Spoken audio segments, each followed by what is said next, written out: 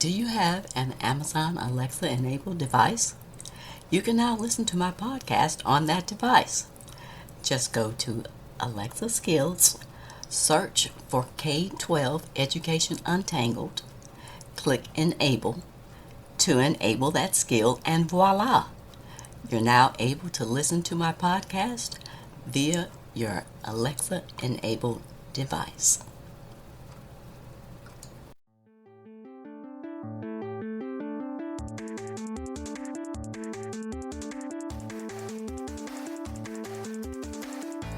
Welcome to another episode of K-12 Education Untangled. My name is Dr. Kim Fields, former corporate manager turned education researcher and advocate, and I'm the host of this podcast. I got into this space after dealing with some frustrating interactions with school educators and administrators that I had while raising my two kids who were in the public school system. I really wanted to know how these teachers were trained and what the research provided about the challenges of the public education system.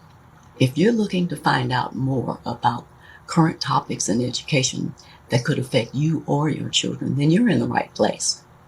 In today's episode, I'll be getting personal by providing some background about who I am and how I came to be. Guess what? I'm changing the format of the podcast to a weekly podcast. I'll still be covering the current education topics twice a month, and I'll also be adding a personal podcast once a month. I was intrigued by some of the books that were mentioned in episode 4 that were on the banned book list, so I'll also delve into some book reviews once a month that cover various topics, including financial books, books by Black authors, and I'll explore books that make the job of parenting easier, like Project Management for Parents. We all start somewhere. Our experiences growing up shape and develop who we are for the rest of our lives in some way or another. I am married, an adventure unto itself, with 2 adult children who now have their own children. I'm also a lifelong learner. I have loved books for as long as I've been reading.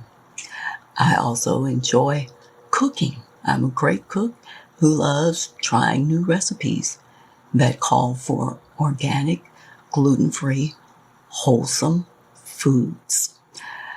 I delve into spiritual practices like meditation and mindfulness, and continue furthering myself by personal development courses. I am an avid reader and enjoy a variety of topics. I'm a fashionista and have my own classic style of clothes, and I'm on a health journey, one in which I've been in a wheelchair for several years. And even though I am in the wheelchair, I still look good when I'm in it. Now, I'm not a hair person. Never have been and probably never will be. I like my hair neat. It looks good, but I'm not going to spend a whole lot of hours getting my hair right. That's just me. I have an older sister and a younger brother and sister. So there's 4 of us. We had a lot of activity going on growing up in our household. But my parents really stressed the importance of education growing up. They both felt that in order to succeed and be successful in life, you needed to capitalize on the education that was available for us to take advantage of. My parents went so far as to have extracurricular activities that involved journaling and outside book reading so that we would keep our skills sharp. We had reading assignments to do even in the summer before we did chores or went outside to play. We were required to read a couple of chapters in a book every day. This background led me to excel in academics and pretty much instilled in me a strong educational attainment mentality. So if I was pursuing a course of classes or other works, I had to attain the highest that was available for that. I have 4 degrees because of that mentality. A bachelor's in biology, a master's in business, a master's in information systems, and a doctorate in education. You see, if there is the highest attainment to get, I usually pursue that. It's just in me to do that. I also have 2 professional designations. After spending 25 years in corporate America running IT projects, I am a certified project manager, or a PMP, as well as a certified business analyst professional, or a CBAP. Again, just based on who I am, I figure if I'm going to be in the field, I want to be certified as knowing the best practices of that field. What led me into the educational research arena was the different experiences that I had with my daughter in the public school system versus my son in the public school system. And it was my experiences with my son that led me into the education research arena. There was quite a bit of difference with my daughter in the classroom versus a young black boy in the classroom. My son's kindergarten and first grade teacher was great. She was an African American woman, very experienced, who was a mother of 2 sons herself. It was his second grade teacher that piqued my curiosity about what teachers were actually being taught and trained to do. I remember one experience with her in which I had come up to the school when school was out to pick my son up from her classroom, and his desk was outside of her classroom. I asked her why she thought that was a good thing to do. She told me that his desk was so messy that she almost tripped walking around it. I asked her whether she had asked him to clean up his desk. She said she did, but it wasn't sufficient for her. So she thought the best approach was to place his desk outside the classroom. I was livid, and I told her that when I come back up to the school tomorrow and his desk is still sitting outside that classroom, she, the principal, and I were going to have a conversation. I was flabbergasted. I mean, why did she think that was a good idea? What message was that sending to my child? In any case, the next day when I came up to the school, his desk was back inside the classroom. Task accomplished. This was my first experience of the differences in attitude toward black boys, especially in the classroom.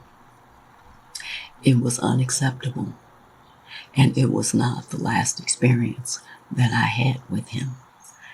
I'll be sharing more of those experiences, I'm sure, as I go into more personal podcasts in the future. I think that the availability of the education materials and resources that we have available to us is very important. And that's my mindset. That's how I want to serve you as my audience who has children in the public school system, to give you the resources, the background, the information that you need, that should you need to interact with educators and administrators, you're armed with information to provide so that you can work cooperatively and collaboratively with them. I also provided supporting materials for my children's educational attainment when I noticed that their homework seemed to be less than sufficient for them to build necessary skills. So I put them in programs like Kumon and library enrichment programs so that they could keep their skills up during the school year as well as in the summer. I would even buy materials from the teacher supply store so that they would have additional practice on vital skills necessary to do their best in school. The importance of providing the best background for educational support continued with my grandchildren as I taught the older boys how to read before they entered kindergarten. Since that time, they have done extremely well in school because the support system, the foundation, had already been set. The challenges, the struggles, as well as the triumphs are some things that I had personal experience with. And I use that as my platform for serving you on this podcast. I'll usually end these personal type podcasts with either a mantra or a joke because I love surrounding myself with positive thoughts and words. And I also like a good, clean, funny joke. I'll be ending this podcast episode with a mantra. I connected with these words from Adil Ahmed in September 2020. I speak it first. I imagine it. I feel it. I know it will happen for me. It starts in my mind first, and the action follows. I'm going to keep speaking great things into existence for my life. I know how powerful my mind is. I know how powerful my words and what I believe in are. I'm going to start attracting everything I want by becoming what I ask for. Change starts with me. If I am not happy, I have to do something about it. I know that I am not my past. I am not my mistakes. Starting today, I'll stop telling that old story and recreate myself. I will remain focused on my goals. Even if I have a moment of difficulty, I will not give up. I know success comes with consistency. I know that I will make it. I will get better. No problem or challenge will stop me. I just have to believe in the power of the mind that what I think, feel, and focus on will manifest for me. What I'm looking for is inside of me. I'm going to align with my spirit and trust the wisdom I receive. I'm ready to be blessed. I know happiness, love, and peacefulness is an inside job. I'm going to start taking responsibility for my life. I'll start switching my thoughts and words to focus on what I want. I believe that I will manifest my greatest dreams. Nothing or nobody can get in the way of what's meant for me. I just have to be patient and trust the process. I just have to allow instead of stressing out. It will all work out for me. Everything I deserve is flowing towards me easily and effortlessly. Everything is energy aligning with itself. I'm being aligned to a greater purpose. I'm going to be kind and patient with myself during the process of manifesting my visions. I believe in myself.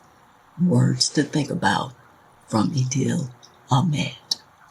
If this is the type of subject matter and discussion that resonates with you, please subscribe to my podcast on whatever service you're listening to this.